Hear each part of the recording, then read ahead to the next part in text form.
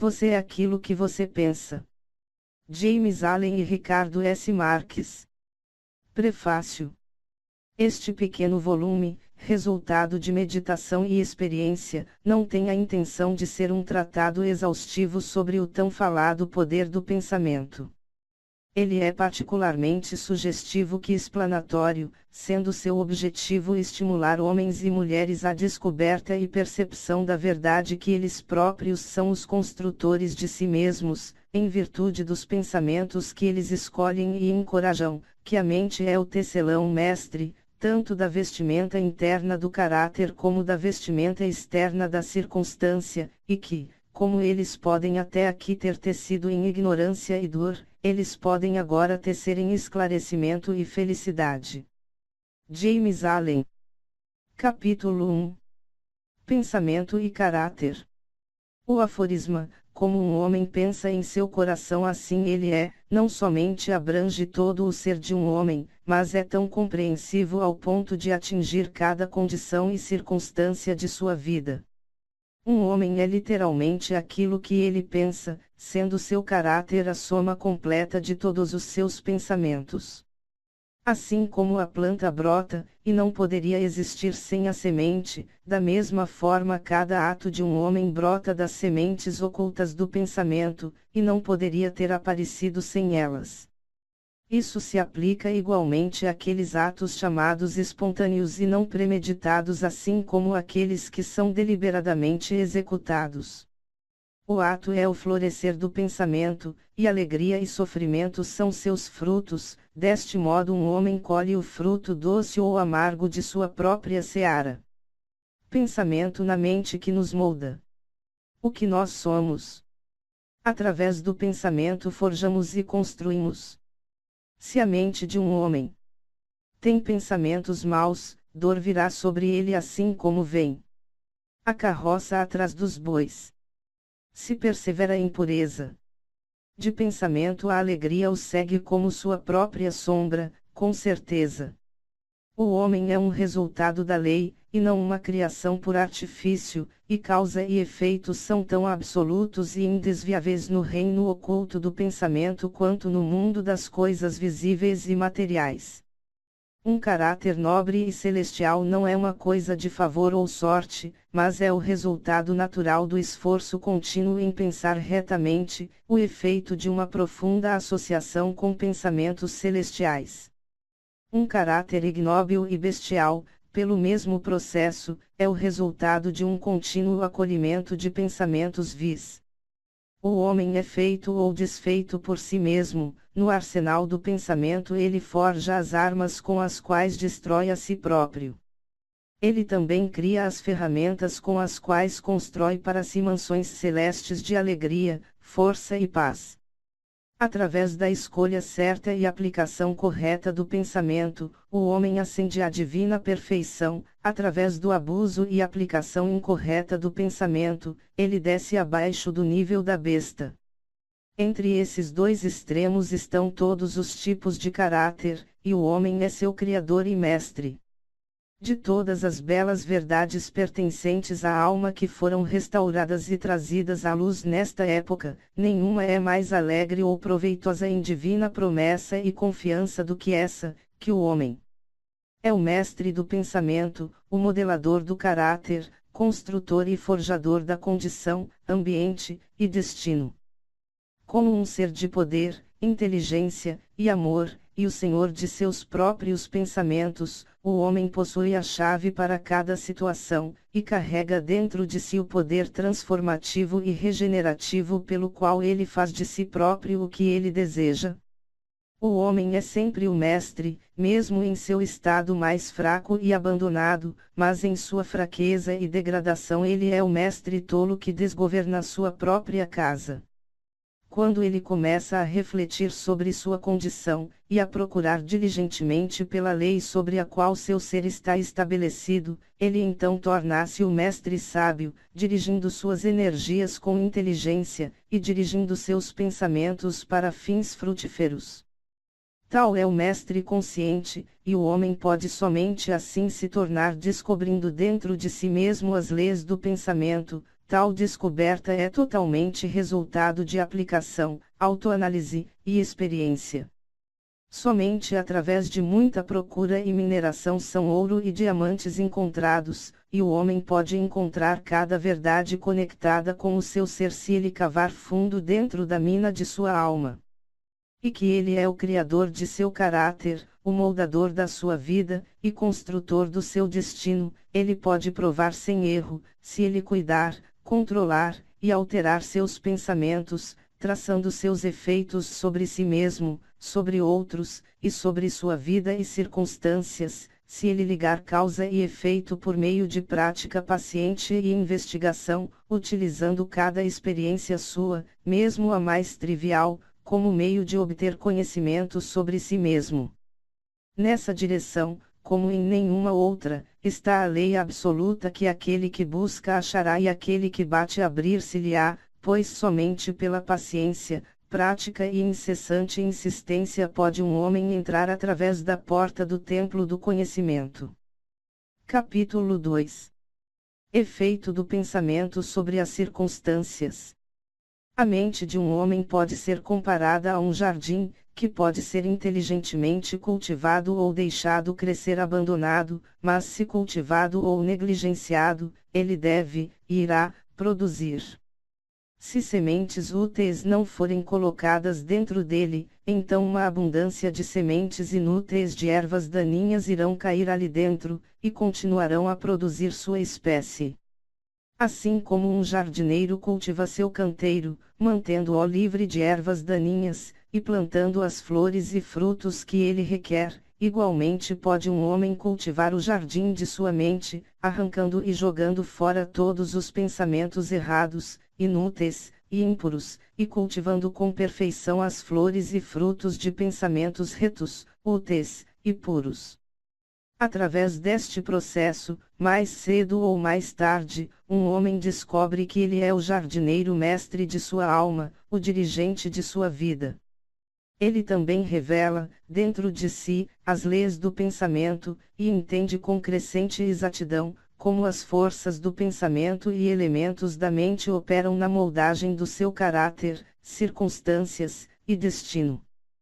Pensamento e caráter são um, e como o caráter pode somente manifestar-se e descobrir-se através do ambiente e circunstância, as condições externas da vida de uma pessoa irão sempre estar harmoniosamente relacionadas com o seu estado interno. Isso não significa que as circunstâncias de um homem em um determinado momento são uma indicação de seu caráter completo, mas que aquelas circunstâncias estão intimamente conectadas com algum fator pensamento vital dentro dele que, naquele momento, elas são indispensáveis ao seu desenvolvimento. Cada homem está onde está pela lei do seu ser. Os pensamentos que ele tem construído dentro de seu caráter o trouxeram até ali, e na organização de sua vida não existe nenhum elemento de sorte, mas tudo é o resultado de uma lei que não pode errar. Isso é tão verdade em relação àqueles que se sentem em desarmonia com o seu meio, como aos que estão contentes com ele. Como um ser progressivo e em evolução, o homem está onde ele está para que ele possa aprender que ele pode crescer, e ao aprender a lição espiritual que cada circunstância contém para ele, ela vai embora e dá lugar a outras circunstâncias. O homem é golpeado pelas circunstâncias enquanto ele pensar que é uma criatura de condições externas. Mas quando ele entende que ele é um poder criativo, e que ele pode comandar o solo oculto e as sementes do seu ser, de onde as circunstâncias brotam, ele então torna-se o legítimo mestre de si próprio. Que circunstâncias nascem do pensamento? Cada homem que tenha por algum período de tempo praticado autocontrole e autopurificação sabe, pois ele terá notado que a alteração em suas circunstâncias foi em exata proporção com a sua condição mental alterada. Isso é tão verdade que quando um homem sinceramente trabalha para remediar os defeitos em seu caráter, e faz progresso imediato e marcante, ele passa rapidamente por uma sucessão de vicissitudes. A alma atrai aquilo que ela secretamente abriga, aquilo que ela ama, e também aquilo que ela teme. Ela atinge o cume de suas mais caras aspirações, ela cai ao nível de seus desejos impuros, e as circunstâncias são os meios pelo qual a alma recebe o que lhe é devido. Cada semente de pensamento semeada ou deixada cair dentro da mente, criando raiz lá, produz sua espécie, florescendo mais cedo ou mais tarde em ação, e trazendo seu próprio fruto de oportunidade e circunstância. Bons pensamentos trazem bons frutos, maus pensamentos maus frutos. O mundo externo da circunstância molda-se ao mundo interno do pensamento, e condições externas agradáveis e desagradáveis são fatores que determinam o bem-estar final do indivíduo. Como o ceifeiro de sua própria colheita, o homem aprende tanto pelo sofrimento como pela felicidade.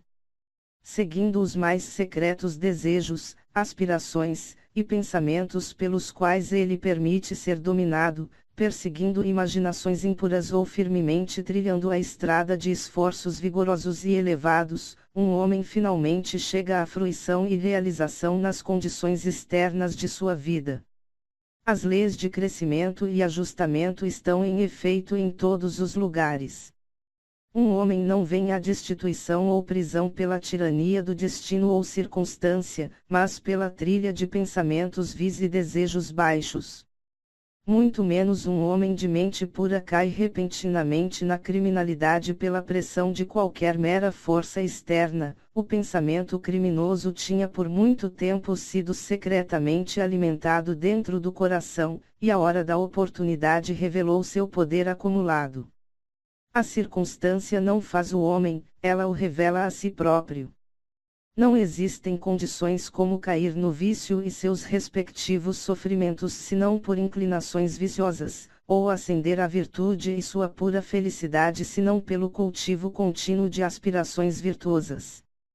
E o homem, portanto, como o senhor e mestre do pensamento, é o construtor de si próprio, o modelador e autor do seu meio. Já ao nascer, a alma é o que ela é, e a cada passo de sua peregrinação terrena ela atrai aquelas combinações de condições que a revelam, que são as reflexões de sua própria pureza e impureza, sua força e fraqueza. Os homens não atraem aquilo que eles querem, mas aquilo que eles são. Seus caprichos, fantasias, e ambições são frustrados a cada passo, mas os seus pensamentos e desejos mais profundos são nutridos com seu próprio alimento, quer seja ele imundo ou limpo. A divindade que molda nossos destinos está dentro de nós mesmos, ela é o nosso próprio eu. O homem é algemado somente por si próprio. Pensamento e ação são os carcereiros do destino, eles aprisionam, sendo mesquinhos. Eles também são os anjos da liberdade, eles libertam, sendo nobres. Não o que ele deseja e pede em oração, é o que o homem consegue, mas aquilo que ele justamente merece. Seus desejos e orações são somente gratificados e respondidos quando eles se harmonizam com seus pensamentos e ações. À luz dessa verdade, o que, então, é o significado de lutar contra as circunstâncias? Isso significa que um homem está continuamente se revoltando contra um efeito exterior, enquanto o tempo inteiro ele está nutrindo e preservando sua causa dentro de seu coração. Essa causa pode tomar a forma de um vício consciente ou uma fraqueza inconsciente, mas seja lá o que for, obstinadamente retarda os esforços de seu portador, e assim clama bem alto por um remédio. Os homens são ansiosos para melhorar suas circunstâncias, mas são indispostos para melhorar a si mesmos. Eles, portanto, permanecem amarrados. O homem que não se afasta da autocrucificação jamais pode falhar em alcançar o objetivo que está em seu coração. Isso é verdade tanto das coisas terrenas como das coisas celestiais. Mesmo um homem cujo único objetivo é conseguir riquezas deve estar preparado para fazer grandes sacrifícios pessoais antes de alcançar seu objetivo, e quanto mais se pode dizer daquele que deseja alcançar uma vida forte e bem equilibrada. Eis aqui um homem que é miseravelmente pobre. Ele é extremamente ansioso para que seu meio e confortos do lar sejam melhorados. Mesmo assim, o tempo inteiro ele foge do seu trabalho, e considera-se justificado em tentar enganar seu empregador, alegando que seu salário é insuficiente. Tal homem não entende os mais simples rudimentos dos princípios que são a base da verdadeira prosperidade. Ele não somente está totalmente incapacitado para sair da sua miséria, mas na realidade, está atraindo para si mesmo uma miséria ainda mais profunda, por enfatizar dentro de si e colocar em prática pensamentos indolentes, enganosos e covardes. Eis aqui um homem rico que é vítima de uma dolorosa e persistente doença que é o resultado de sua guludice. Ele está disposto a gastar grandes quantias de dinheiro para se livrar de sua doença, mas ele não sacrificará seus desejos glutônicos. Ele quer gratificar seu paladar com comidas ricas e não naturais e ainda assim ter uma boa saúde. Tal homem está totalmente incapacitado para ter uma boa saúde, porque ele ainda não aprendeu os primeiros princípios de uma vida saudável. Eis aqui um empregador que adota medidas desonestas para evitar o pagamento de um salário justo, e na esperança de aumentar seu lucro, reduz os salários dos seus funcionários. Tal homem está da mesma forma incapacitado para ter prosperidade. E quando se tornar um fracassado, tanto em relação à reputação como às riquezas, ele põe a culpa nas circunstâncias, não sabendo que ele é o único autor de sua própria condição. Eu apresentei esses 3 casos meramente como uma ilustração da verdade que o homem é a causa, embora quase sempre inconscientemente, de suas circunstâncias. Que, esperando sempre por um bom final, ele está continuamente frustrando sua realização por encorajar pensamentos e desejos que não podem jamais harmonizar-se com aquele fim. Tais casos poderiam ser multiplicados e variados quase interminavelmente, mas isso não é necessário.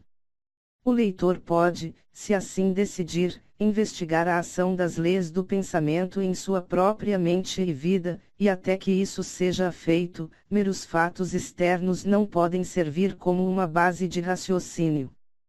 Circunstâncias, entretanto, são muito complicadas, o pensamento está tão profundamente enraizado, e as condições de felicidade variam tão amplamente com indivíduos, que a condição completa da alma de um homem, embora isso seja conhecido por ele próprio, não pode ser julgada por uma outra pessoa unicamente pelo aspecto externo de sua vida.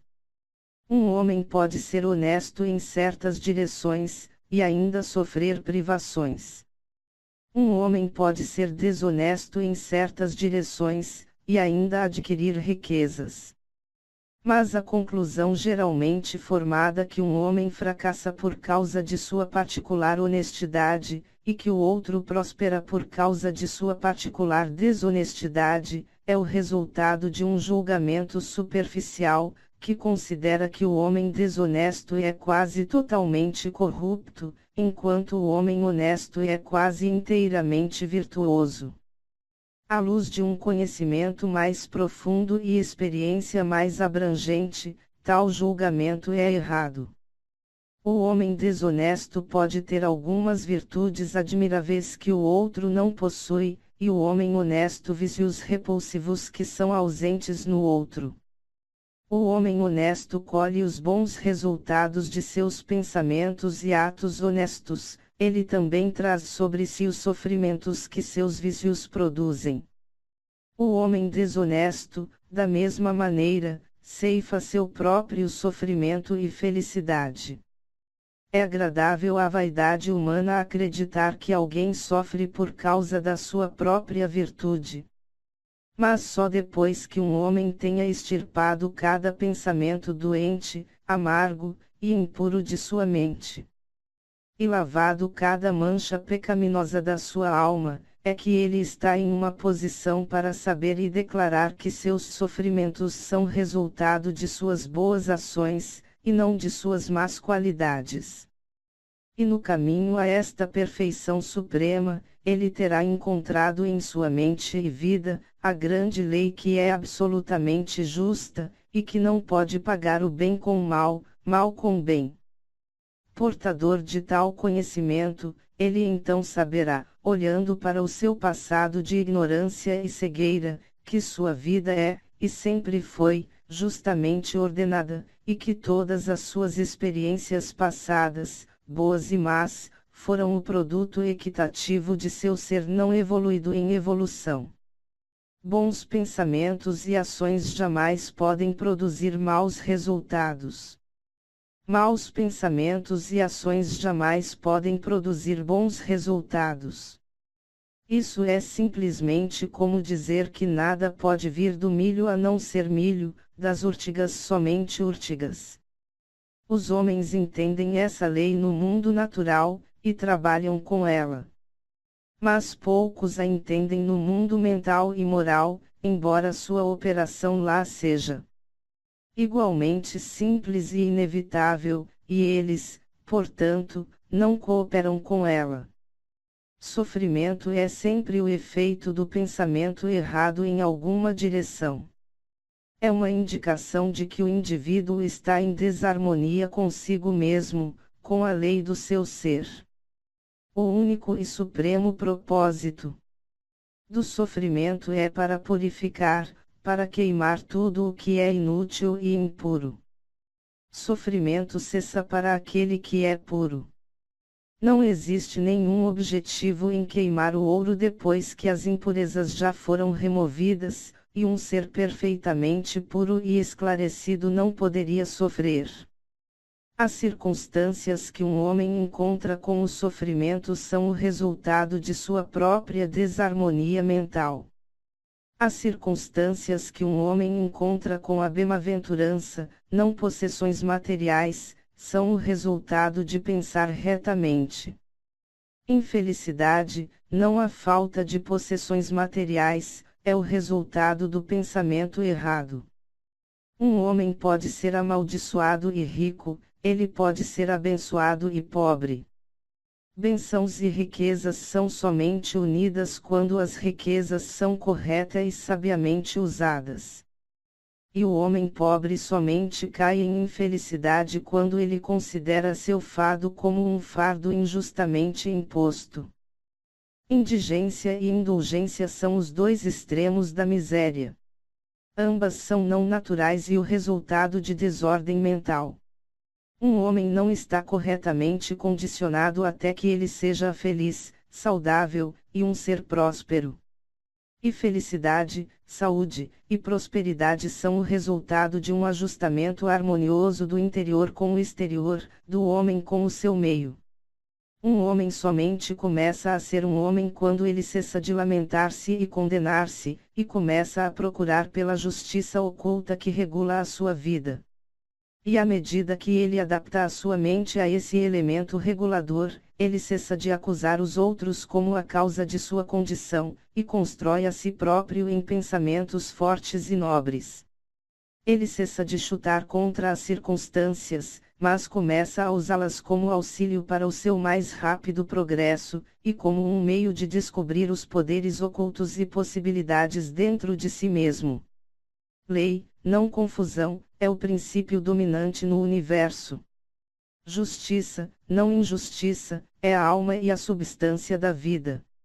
E retidão, não corrupção, é a força que molda e faz mover no governo espiritual do mundo. Sendo dessa maneira, o homem tem simplesmente que endireitar-se para compreender que o universo é correto, e durante esse processo de endireitar-se, ele entenderá que ao alterar seus pensamentos em relação às coisas e outras pessoas, as coisas e outras pessoas alterarão da mesma forma em relação a ele. A prova dessa verdade está em cada pessoa, e portanto ela permite fácil investigação através de introspecção sistemática e autoanálise. Deixe um homem radicalmente alterar seus pensamentos, e ele ficará assombrado com a rápida transformação que se efetuará nas condições materiais de sua vida.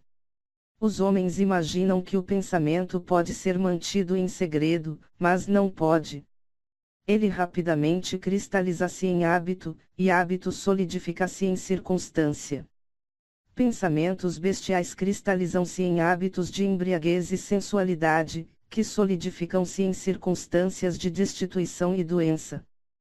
Pensamentos impuros de qualquer natureza cristalizam-se em hábitos nervosos e confusos, que solidificam-se em circunstâncias distrativas e adversas. Pensamentos de medo, dúvida e indecisão cristalizam-se em hábitos fracos, covardes e irresolutos, que solidificam-se em circunstâncias de fracasso, indigência e dependência.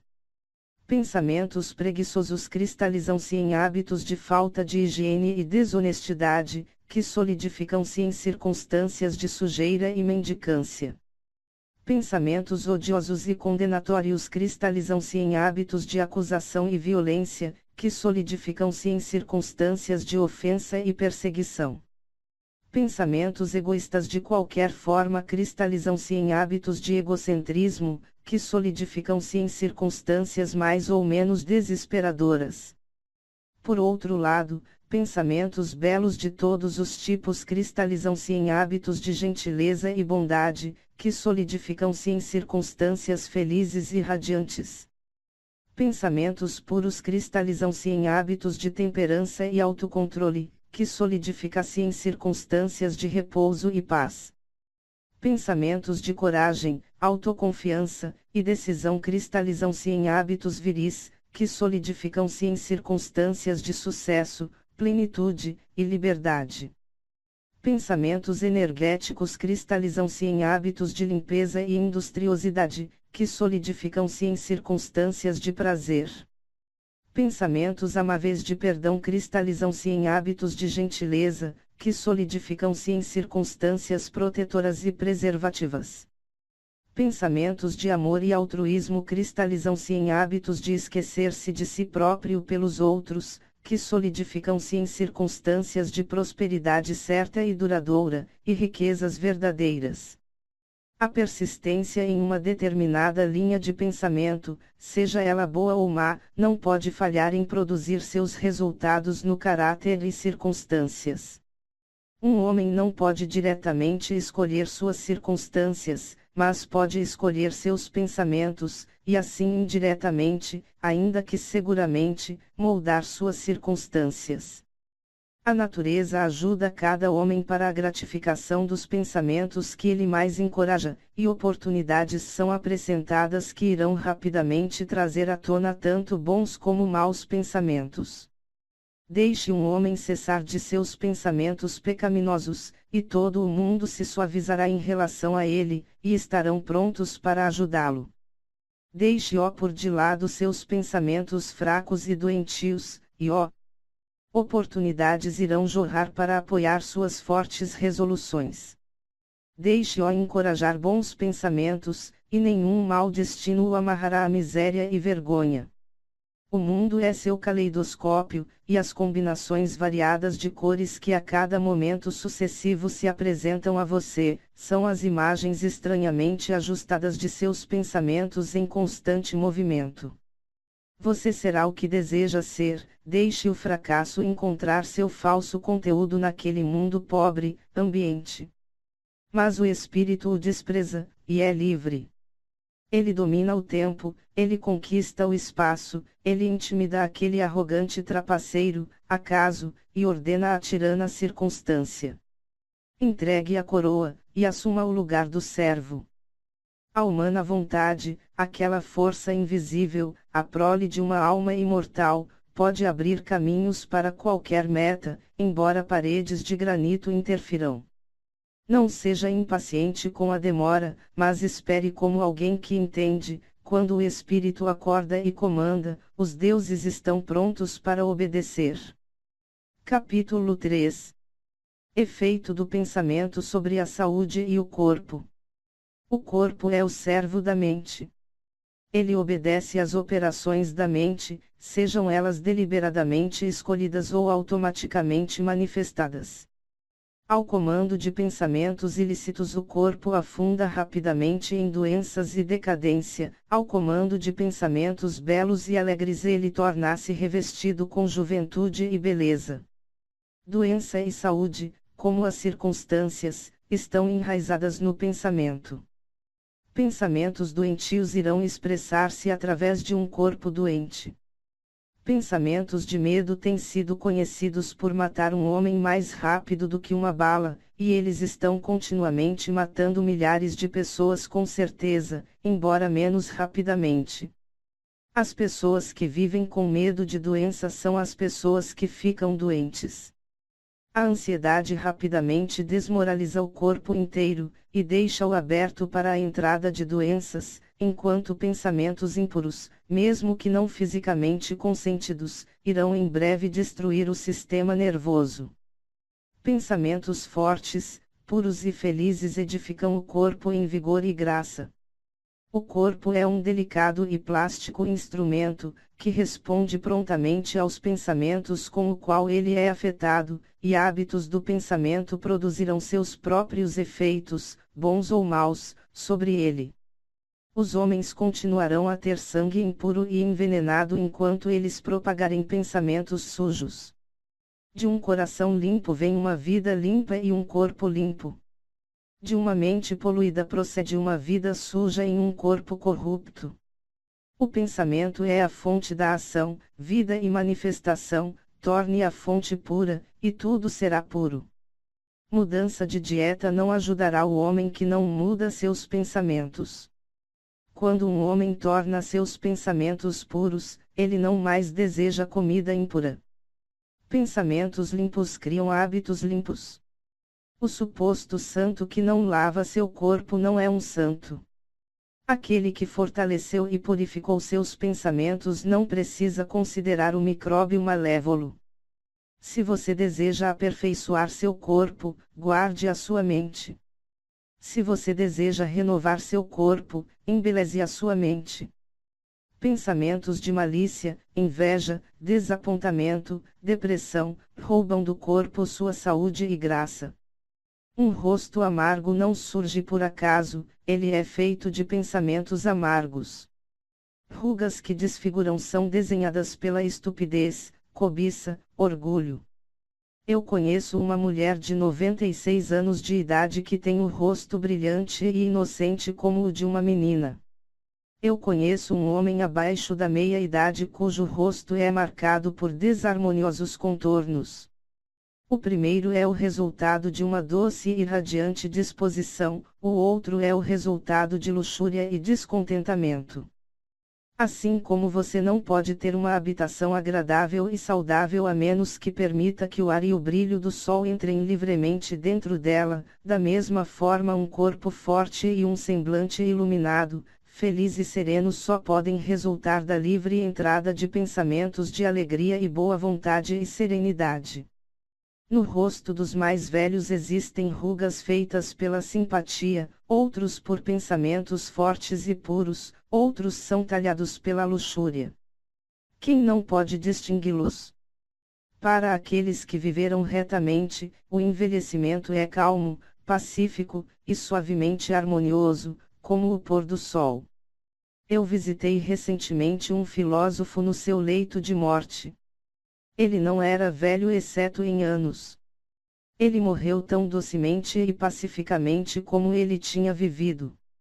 Não existe médico melhor do que um pensamento alegre para dissipar as doenças do corpo, não existe nenhum confortador que se compare à boa vontade para dispersar as sombras do pesar e do sofrimento. Viver continuamente em pensamentos de má vontade, cinismo, suspeita e inveja, é como estar confinado ao buraco de uma prisão feita por você mesmo. Mas pensar bem de todos, ser alegre com todos, pacientemente aprender para encontrar o bem em todos, tais pensamentos altruísticos são os próprios portais do céu, e viver dia após dia com pensamentos de paz em relação a cada criatura trará paz abundante para quem assim agir. Capítulo 4. Pensamento e propósito. Até que o pensamento esteja ligado com o propósito, não existe nenhuma realização inteligente.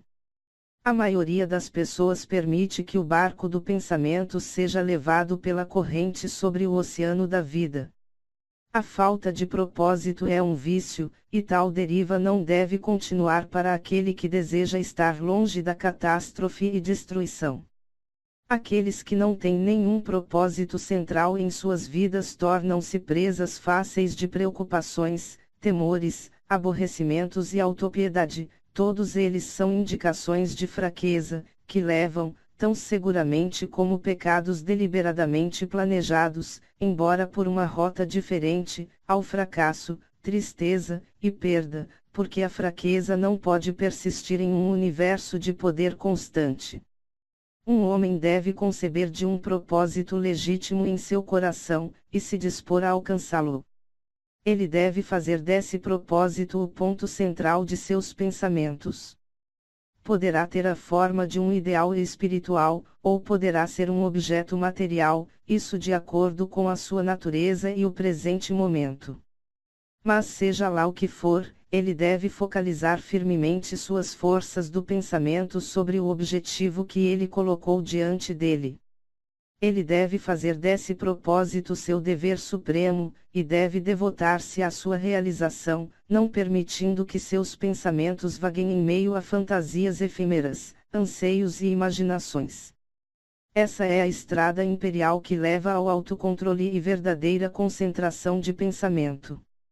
Mesmo se ele falhar repetidas vezes em atingir seu propósito, o que ele necessariamente irá até que a fraqueza seja sobrepujada, a força de caráter adquirida será a medida de seu verdadeiro sucesso, e isso formará um novo ponto de partida para futuro poder e triunfo. Aqueles que não estão preparados para a apreensão de um grande propósito, devem fixar seus pensamentos sobre a execução perfeita do seu dever, não importando quão insignificante sua tarefa possa parecer. Somente dessa maneira os pensamentos podem ser reunidos e focalizados, e resolução e energia desenvolvidos, o que sendo feito, não existe nada que não possa ser realizado. A alma mais fraca, conhecendo sua própria fraqueza, e acreditando nessa verdade, que força pode somente ser desenvolvida através de esforço e prática, irá de uma vez começar a exercitar-se, e adicionando esforço a esforço, paciência a paciência, e força a força, jamais cessará de se desenvolver, e irá finalmente crescer divinamente forte. Assim como o homem fraco fisicamente pode tornar-se forte através de treinamento diligente e paciente, da mesma forma o homem de pensamentos fracos pode torná-los fortes através de exercitar-se em pensar retamente. Eliminar a falta de propósito e fraqueza, e começar a pensar com propósito, significa entrar para o ranking daqueles fortes que somente reconhecem o fracasso como um dos caminhos para a realização, que tornam todas as condições como seus servos, e que pensam vigorosamente, empreendem destemidamente, e alcançam com mestria. Tendo concebido do seu propósito, um homem deve mentalmente traçar um caminho reto para a sua realização, não olhando para a direita nem para a esquerda.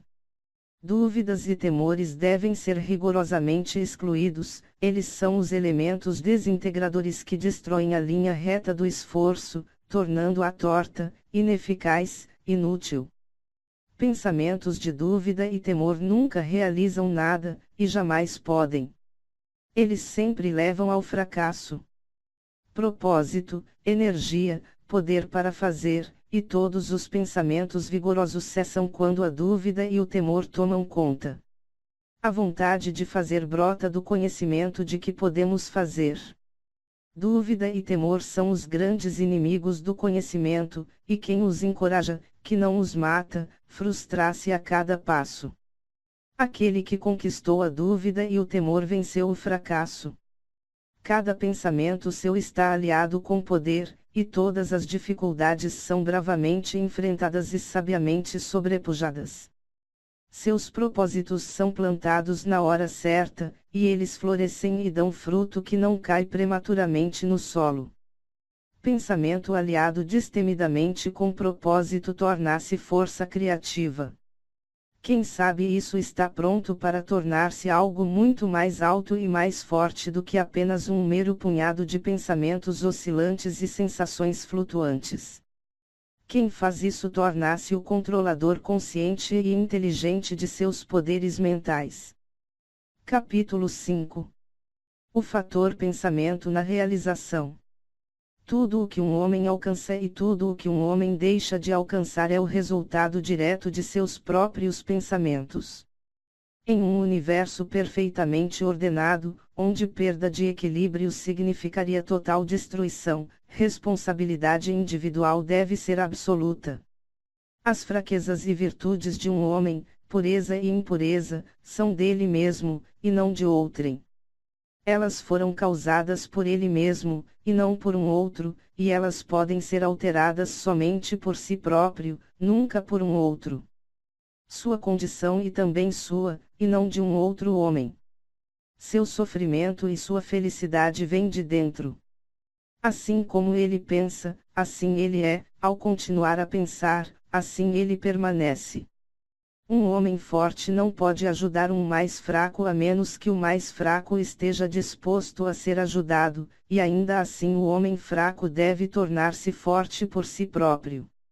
Ele deve, através de seus próprios esforços, desenvolver a força que ele admira no outro. Ninguém a não ser ele próprio pode alterar sua condição. Tem sido comum para os homens pensarem e dizerem: muitos homens são escravos porque um é o opressor, vamos odiar o opressor. Agora, entretanto, existe entre alguns poucos, mas que estão aumentando, a tendência de reverter esse julgamento, e dizer: um homem é o opressor porque muitos são escravos, vamos desprezar os escravos. A verdade é que opressor e escravo são cooperadores em ignorância, e enquanto parece que se afligem um ao outro, estão em realidade afligindo-se a si próprios. Um perfeito conhecimento entende a ação da lei na fraqueza do oprimido e o poder mal aplicado do opressor. Um perfeito amor, vendo o sofrimento que ambos estados estão envolvidos, não condena nenhum dos dois. Uma perfeita compaixão envolve tanto o opressor como o oprimido. Aquele que venceu a fraqueza, e pôs de lado todos os pensamentos egoístas, não é opressor nem oprimido. Ele é livre. Um homem pode somente crescer, conquistar, e ter sucesso elevando seus pensamentos. Ele pode somente permanecer fraco, caído, e miserável recusando-se a elevar seus pensamentos. Antes que um homem possa atingir qualquer coisa, mesmo coisas materiais, ele deve elevar seus pensamentos acima da indulgência animal escrava. Ele não precisa, para ter sucesso, abandonar toda a animalidade e egoísmo, de nenhuma forma, mas pelo menos uma parte, deve ser sacrificada. Um homem cujo primeiro pensamento é a satisfação animal não pode pensar claramente nem planejar metodicamente. Ele não consegue encontrar e desenvolver seu potencial latente, e falharia em qualquer tarefa. Não tendo começado determinadamente a controlar seus pensamentos, ele não está em uma posição para controlar negócios e adotar responsabilidades sérias. Ele não está apto para agir independentemente e viver sem ajuda. Mas ele está limitado, entretanto, somente pelos pensamentos que ele escolhe. Não pode haver nenhum progresso, nem realização sem sacrifício.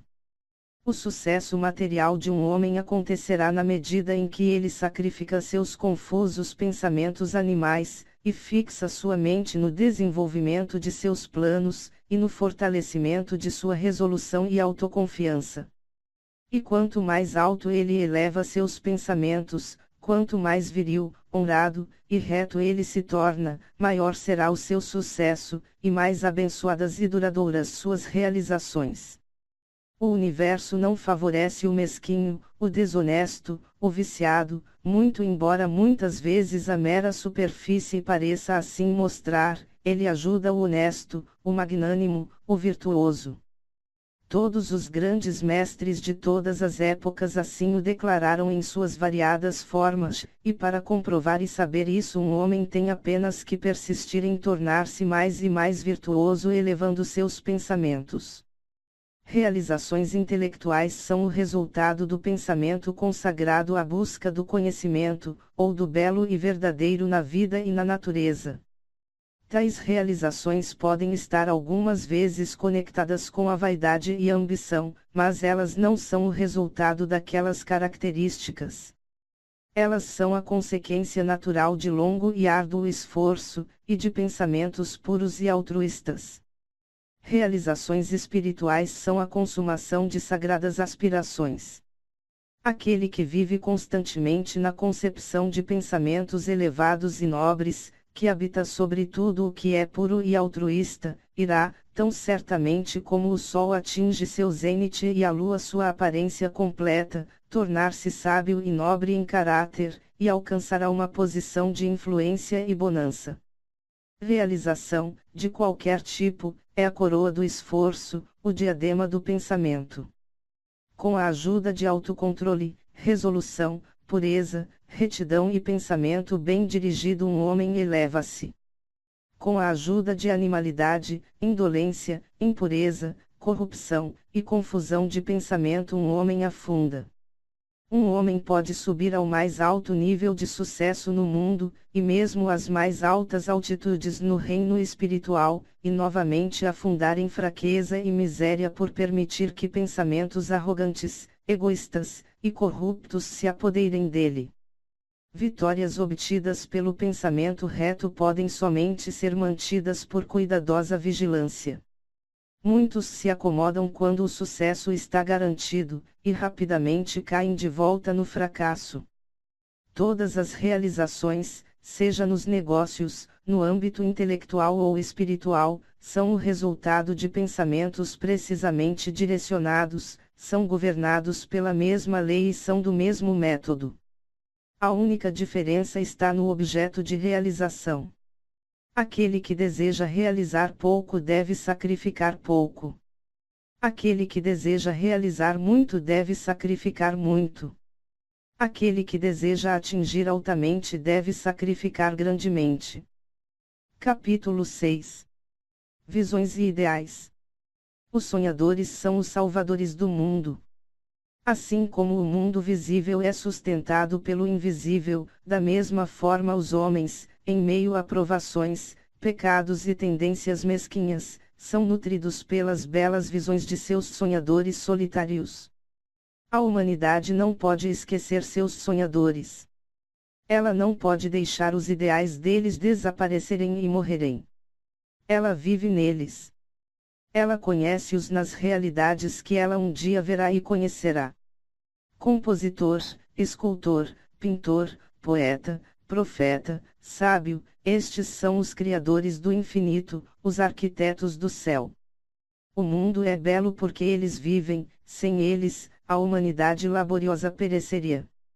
Aquele que cultiva uma bela visão, um ideal mais elevado em seu coração, irá um dia realizá-lo. Colombo alimentou a visão de um outro mundo, e ele o descobriu. Copérnico encorajou a visão de uma multiplicidade de mundos e um universo muito mais amplo, e ele o revelou. Buda contemplou a visão de um mundo espiritual de pura beleza e perfeita paz, e ele entrou nele. Alimente suas visões. Alimente seus ideais. Cultive a música que move o seu coração, a beleza que se forma em sua mente, a amabilidade que reveste seus pensamentos mais puros, porque deles surgirão todas as situações agradáveis, todas as circunstâncias celestiais, destes, se você apenas permanecer fiel a eles, seu mundo será por fim construído. Desejar é obter, aspirar é alcançar. Deveriam os desejos mais baixos de um homem receber a medida completa de gratificação, e suas aspirações mais puras perecerem por falta de sustento.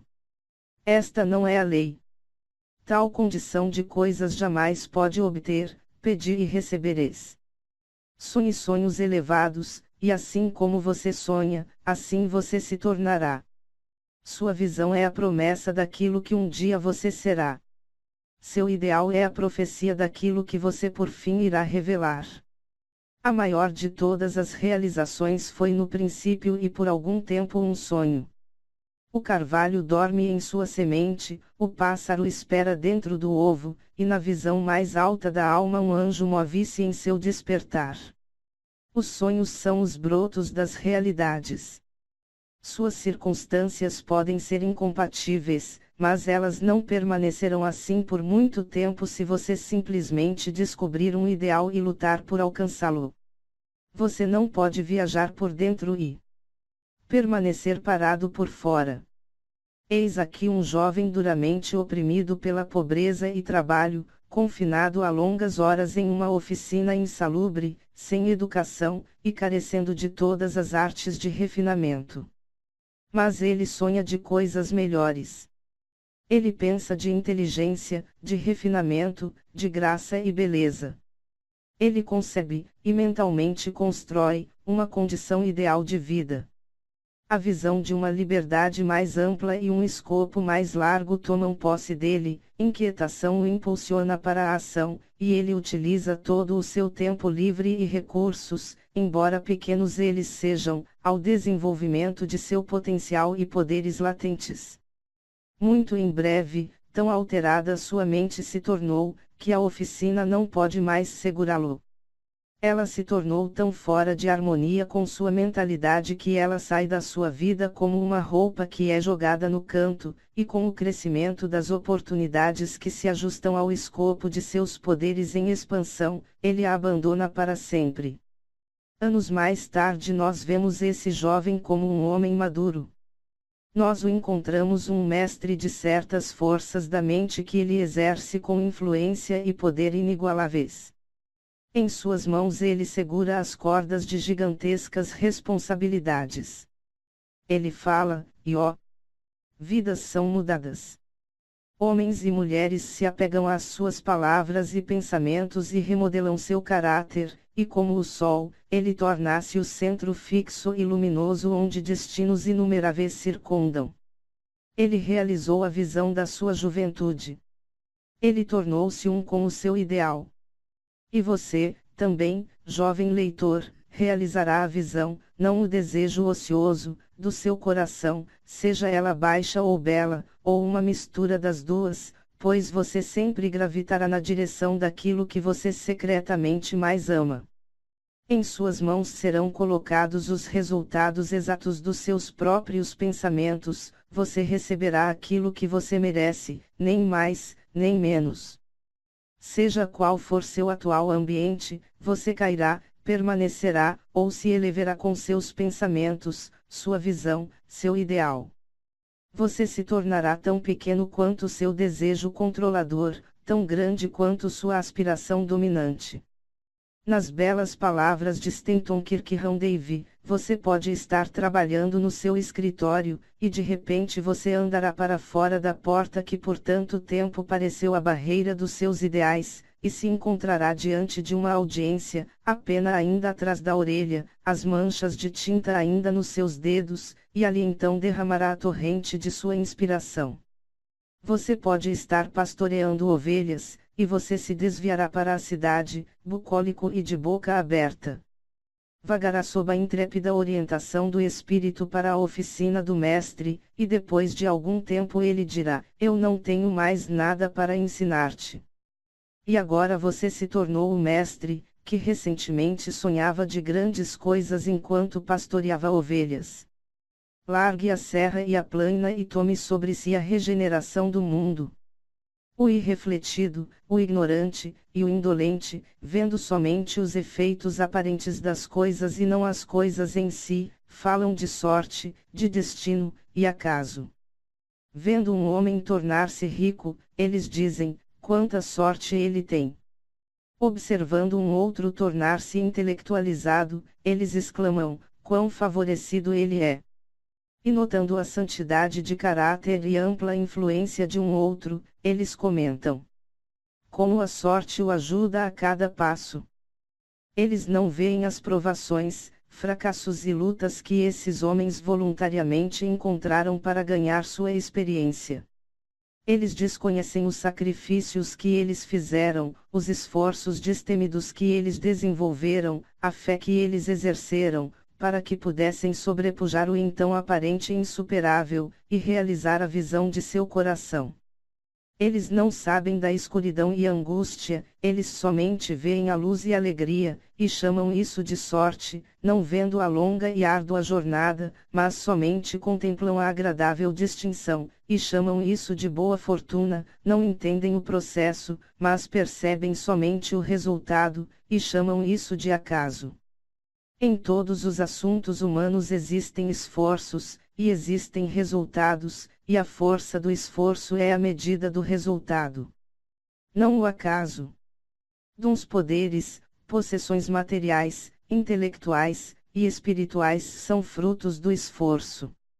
São pensamentos terminados, objetivos alcançados, visões realizadas. A visão que você glorifica em sua mente, o ideal que você entroniza em seu coração, através deles você construirá sua vida, isso você se tornará. Capítulo 7. Serenidade. A tranquilidade de mente é uma das mais belas joias da sabedoria. É o resultado de longo e paciente esforço em autocontrole. Sua presença é uma indicação de experiência madura, e de um conhecimento bem pouco comum das leis e operações do pensamento. Um homem torna-se calmo à medida que ele entende a si próprio como um ser que se eleva através do pensamento, pois tal conhecimento necessita o entendimento dos outros como resultado do pensamento. Ao desenvolver um entendimento correto, e ver mais e mais claramente as relações internas das coisas pela ação da causa e efeito, ele cessa de se afobar e de se irritar, de se preocupar e de se lamentar, e permanece equilibrado, constante, sereno. O homem calmo, tendo aprendido a governar a si próprio, sabe como adaptar-se aos outros, e eles, em retorno, reverenciam sua força espiritual, e sentem que podem aprender com ele e confiar nele. Quanto mais tranquilo um homem se torna, maior é o seu sucesso, sua influência, seu poder para o bem.